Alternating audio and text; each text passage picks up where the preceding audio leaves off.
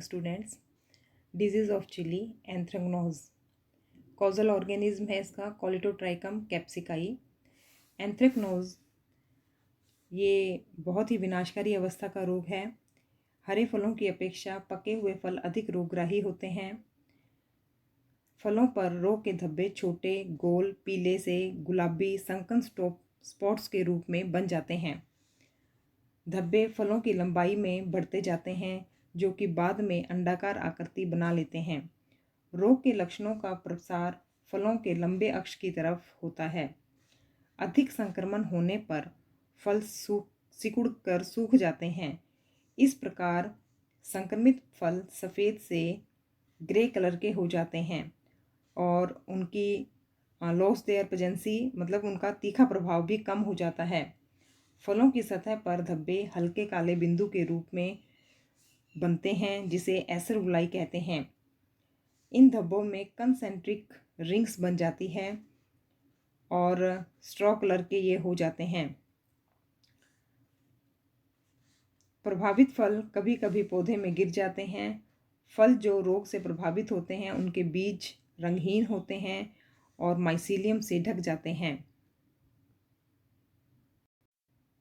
अगर diseased fruit को open किया जाता है तो लोअर सरफेस माइन्यूट स्क्लेरोशिया से भी घिरी रहती है। Infected seed of infected fruit, infected leaves with fruit infected। धब्बे फलों की लंबाई में बढ़ते जा रहे हैं। Pathogen Colletotrichum capsici. Disease cycle seed borne. Externally seed borne होता है, जिसके सीड के ऊपर की तरफ फंगस का माइसीलियम पाया जाता है। Secondary infection airborne by conidia and rain. Management use of disease free plants, seed treatment, 3 spraying with Kapton, use of resistance varieties, use disease free seeds, field sanitation। Next disease है chilli leaf curl.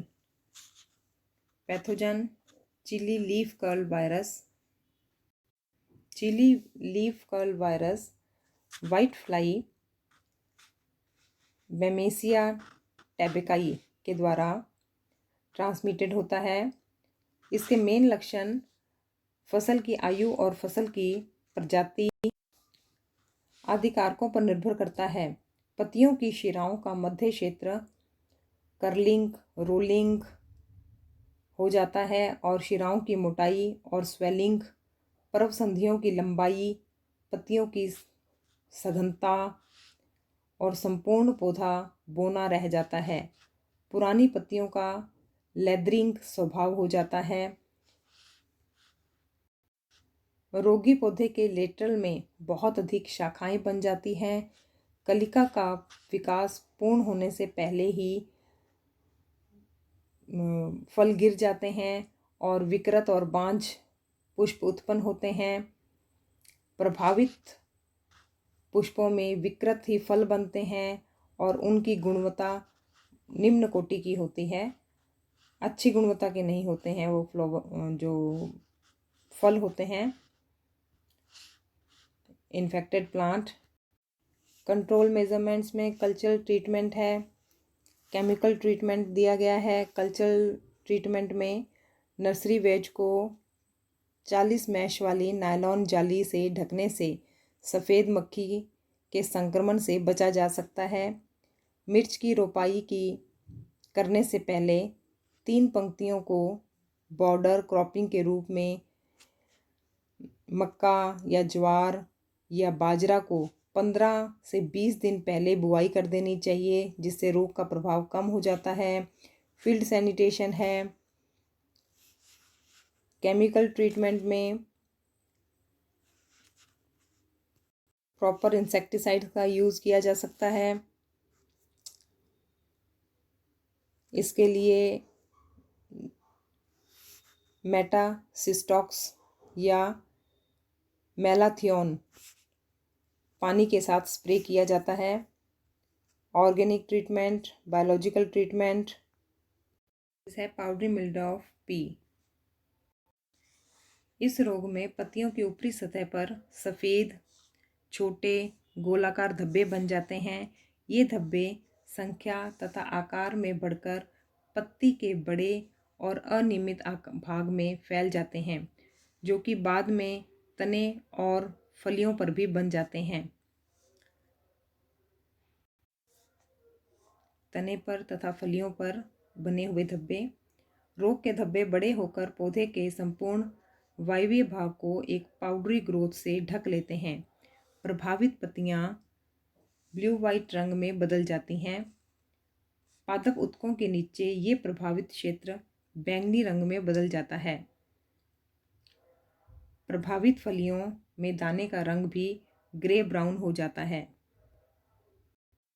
ये infected plant और healthy plant के बीच में comparison. Powdery mildew resistant plant and badly infected plant. Causal organism Erysiphe pisi. Erysiphe infected peat rashes